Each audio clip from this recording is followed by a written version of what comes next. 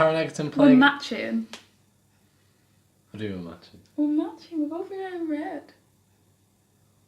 You're easily pleased, aren't you? Yes, I'm 5. Taron Egerton plays Elton John. I'm not sure how the Kingsman timeline works, but I'm pretty sure Eggsy is up for a rough couple of years.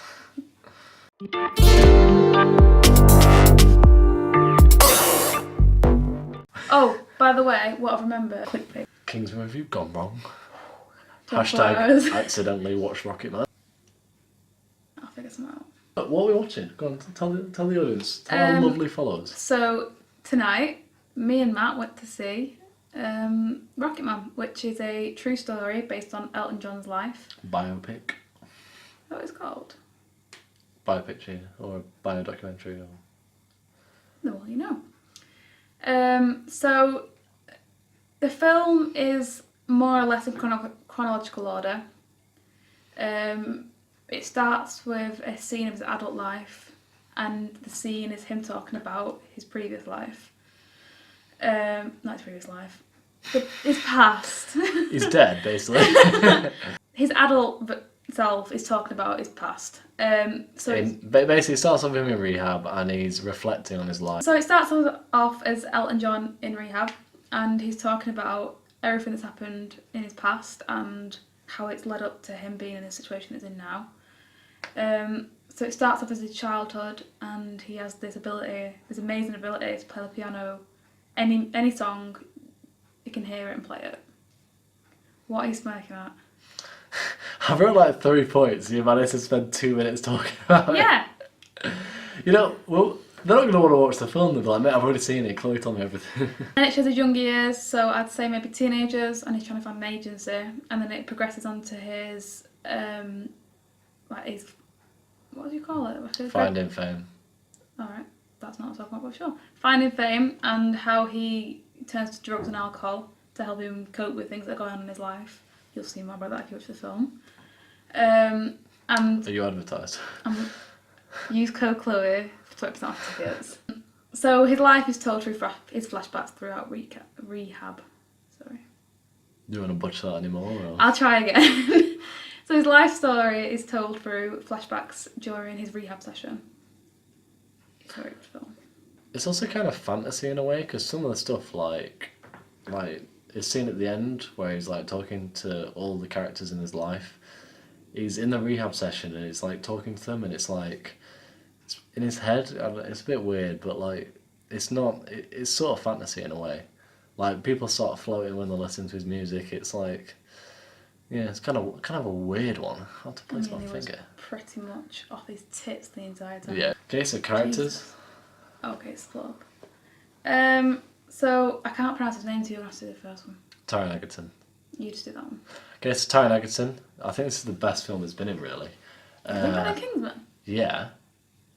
Well, I mean, obviously he's good in Kingsman, but he shows his like emotional side here. That's true. Yeah. Like this is the best performance he's been in, and I'm just saying, like if Rami Malek won an Oscar for Bohemian Rhapsody, like Taron Egerton's got to be at least considered for something in this, because he was really good, and I think he was more emotional than Rami Malek was in Bohemian Rhapsody.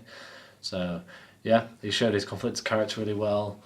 And you find that usually with popular actors who found fame through action, when they get into like dramatic roles, they're not as good. Like I always find that with Hugh Jackman, it's hard to see past him as Wolverine. So when he's in stuff like Eddie the Eagle, for example, also with Taron Egerton, it's hard to see past the fact that he's Wolverine. Whereas I rarely saw Taron Egerton as Eggsy. I always saw him as just Elton John the character, which I think is very rare for an actor of his calibre. So I thought that was really good and added to his performance. I think he played very convincing Elton John as well. I think like you knowing him personally, you say that he does seem very much like him. He looked like him, and he got into the role and portrayed him in a very believable way, which I thought was quite impressive. It's almost like he's a professional actor and that's his job. Oh my god, suck a dick. To edit it out there. So Richard Madden, also known as Robb Stark in Game of Thrones, plays Elton John's manager, or Fling. He plays the character really well, and he does it in a way that makes the viewer dislike him for what he does. He starts out as this character that you think this is going to go really well, and then instantly the audience is just like, we don't like you. Makes us glad that Bruce Bolton killed him. Yeah, a little bit. Gotta rewatch Game of Thrones and be like, yeah, that's what being mean to my boy Elton. Exactly. Jamie Bell, solid performance by him. He's one of the only really likeable side characters, and it sort of gives you a reason to root for Elton John. So. I like his grandma. Oh yeah, his nan's good, but I'm not sure main. She has like 2 No, minutes she of wasn't a screen main, time. but I think she's a massive influence. So obviously the music is great, and it has all these popular songs on. A lot of the music in the scenes go from sort of diegetic, so like in the scene, to non-diegetic, like out of the scene, in a really good way. So it'll be like him running through the streets listening to, for example, Saturday, and then it'll go to him playing the actual piano, playing Saturday in the same cut, and I thought that was really good. Yeah. Yeah, they did that quite a lot, where they cut like to a concert as well. Yeah, it's good. I would describe it as like a sad musical or like a depressing Mamma Mia. Yeah, it's real life, isn't it? This shit happens. If Trainspotting had a good soundtrack. Pretty much. Jesus, yeah.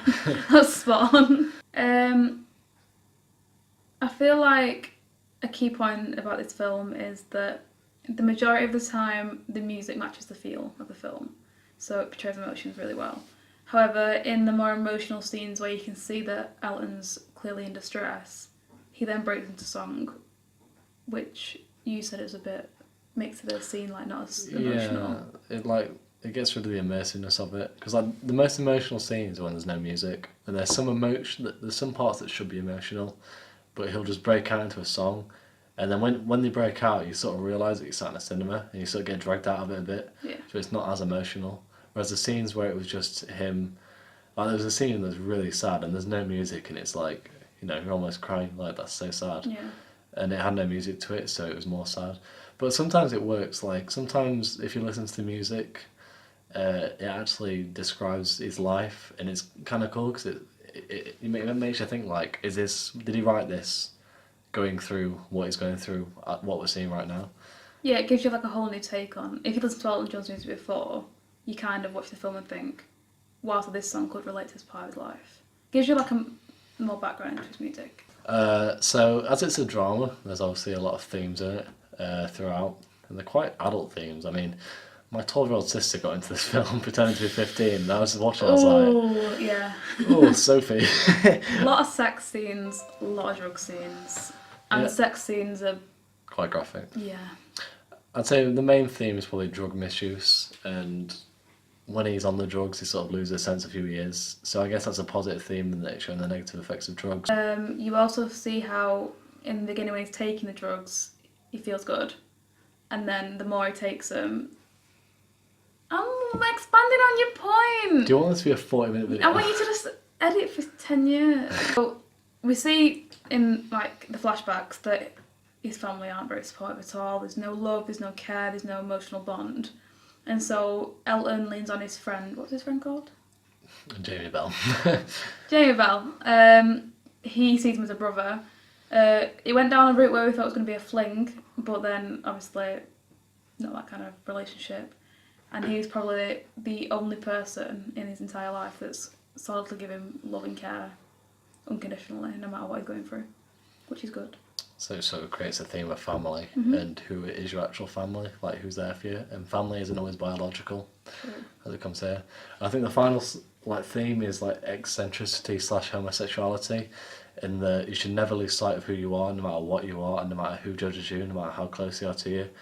Because his family judge him for who he is, his dad for eccentricity, his mother for homosexuality, and yeah, as you said, Jamie Bell, not his actual name, but he's there for him no matter what, and it's like, you shouldn't listen to what anyone says, be yourself. See, that's always been a key thing that Elton John has actually stood by as well, just don't matter what anyone else says, and that portrayed throughout the film, which was He lost sight of it towards the end, and then he realised that when he came over his drugs, and now he's been 25 years sober. Another thing is the sort of biopic popularity and sort of increase of it. So obviously recently we had Bohemian Rhapsody, and it is very similar. Sorry, I'm on 6 hours of sleep, leave me alone. You literally napped when you got back. I Am I had boring 20 you? minutes. Am I boring you? I've not seen Bohemian Rhapsody, and you spelled Bohemian so wrong. Gonna spell you wrong in a minute. I find that with these biopics, or at least these two, the stories are very similar. And I know they're obviously based on true stories, but they picked times in their life and made the film sort of like structure very similar when they could have like, you know, changed it up. Like Bohemian Rhapsody, can I copy your homework? Sure thing, just change it up a bit. Well, you just copied the slides. I was reading. So both have similar stories. They start off from where they began, show them emerging to fame, the conflicts with friends, the manager who's a love interest who then is no good for them, glossing over a divorce and a marriage, and then realising who they are, and finishing with like words on the screen as biopics do. In a way, I sort of thought Bohemian Rhapsody was better because of the ending of Bohemian Rhapsody is so good when they're at the concert, and this film doesn't really have that. It sort of has him like in his imagination standing up to the characters who've been mean to him all his life, but then again they're just in his imagination, so it doesn't have the same feel. So it's like him overcoming his inner demons more than anything. Yeah, but I did prefer the more feel-good Bohemian Rhapsody, when everyone who judged them can see them in their light and how good they actually are. And I just thought it had more emotion towards it. In the whole of the film, I thought this film had more emotion, but I did like the end of Bohemian Rhapsody, so I did prefer it more. What's your final verdict? My final verdict is a 4.5. I thought it was an amazing film, proper captivating throughout the entire film, and I've never seen a film like that before. I never saw Bohemian Rhapsody, but I really enjoyed the whole thing. But, yeah, I'd probably give it a 4. It's just some of the parts I don't really like as much as others, but on the whole it's really good, and it's going to be really well critically received because of the themes it's got in it. You know, I reckon because of the themes it's going to be put forward for an Oscar, I think. I think he deserves it, to be fair. I think, especially, what's he called, the main guy? I can't pronounce his name. Taron Egerton. Yeah, I think he plays a really, really good role, and I think the film's amazing. Right guys, at the end of another review, we've got a surprise for you. If this video genuinely gets 22.6 likes,